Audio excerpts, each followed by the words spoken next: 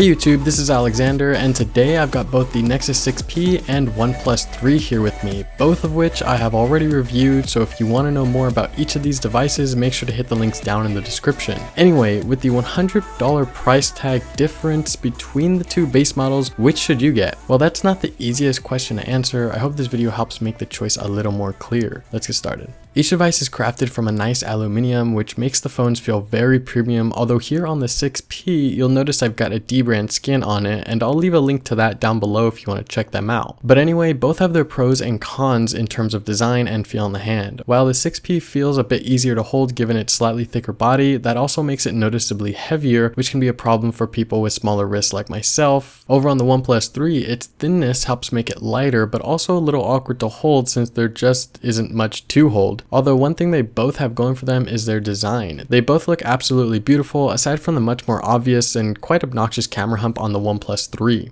But speaking of cameras, the Nexus 6P is sporting a 12 megapixel camera with Sony's IMX377 sensor and EIS, which is electronic image stabilization, while the OnePlus 3 has a 16 megapixel camera with Sony's IMX298 sensor and both OIS and EIS. Specs and megapixels aside though, the 6P is an obvious winner here in this department, but it isn't all bad for the OnePlus 3. So the 6P is able to make shots look more natural and less processed and provides a clearer picture without the overexposing that the OnePlus 3 tends to do. It's also better in low light situations, preserving more detail and containing less noise, but the OnePlus 3 can be quicker to focus at times. Also, the OnePlus 3 has some impressive software features out of the box that the 6P lacks, such as manual controls and the ability to save raw images among other shooting modes. So while the 6P packs an overall better camera, OnePlus does have a bit of a leg up when it comes to software, at least for the time being. Now flipping around to the front, we've got our very beautiful displays. The 6P is rocking a 5.7-inch 1440p AMOLED display, while the OnePlus 3 comes in with a slightly smaller 5.5-inch 1080p AMOLED display. But don't let those numbers fool you though. Despite the smaller and less pixel-packed display on the OnePlus 3, it looks amazing and even slightly beats out the 6P in direct sunlight, but they are both pretty easy to see, so you won't have problems with either of them. When it comes to color and temperature though, the 6P has a much warmer display, especially when compared to the OnePlus 3, but they both look pretty evenly saturated to me. A huge plus with the OnePlus 3 though is the ability to tweak the display temperature, allowing you to set it to be slightly warmer or cooler based on what you like, a feature that I wish Google had added to their Nexus lineup, so props for OnePlus for that feature. One area where the OnePlus 3 will definitely fall short because of its less pixel dense display is VR, which you'll definitely notice between the two.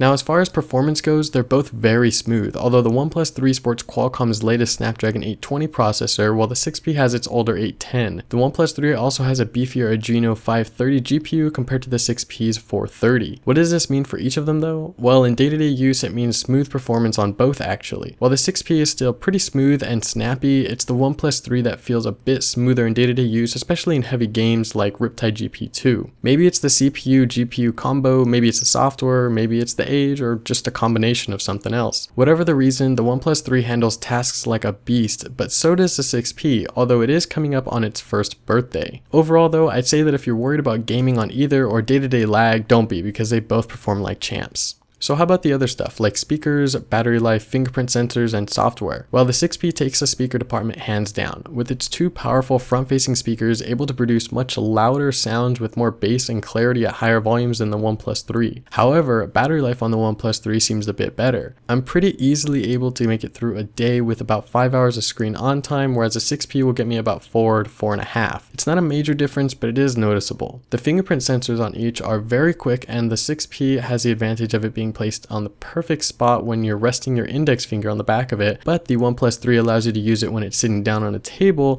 which is also super handy. Software is also a bit of a toss-up. On the one hand, Oxygen OS allows for some sweet customization that isn't available on the Nexus 6P right out of the box, such as the ability to tweak the display temperature, a dark mode, notification LED colors, and even custom icon packs for the stock launcher. But the 6P is guaranteed to be running the latest and greatest version of Android as soon as Google is ready to release it, it with all the new features and awesomeness, while the OnePlus 3 has to sit and wait for OnePlus to finish their version of it. Overall though, both devices are really great in their own respect. The OnePlus 3 is an extremely good buy at a competitive price tag, while the 6P is also an incredible device for just $100 more. Oh, and you also get 64GB of storage on the OnePlus 3's base and only model, while the 6P only comes with 32GB at its base model, something to keep in mind. Both also sport their own versions of fast charging. So at the end of the day, the choice is between a powerful device straight from Google, always running the latest and greatest software from the search giant with an outstanding camera, great speakers, and a beautiful body for a bit more money, or a slightly less expensive but still very premium device with an awesome array of software customization options, great battery life, and an equally beautiful body. The choice is yours, but I hope I was able to make it a little easier. That's it for the video. I hope you all enjoyed it, and I'll see you in the next one.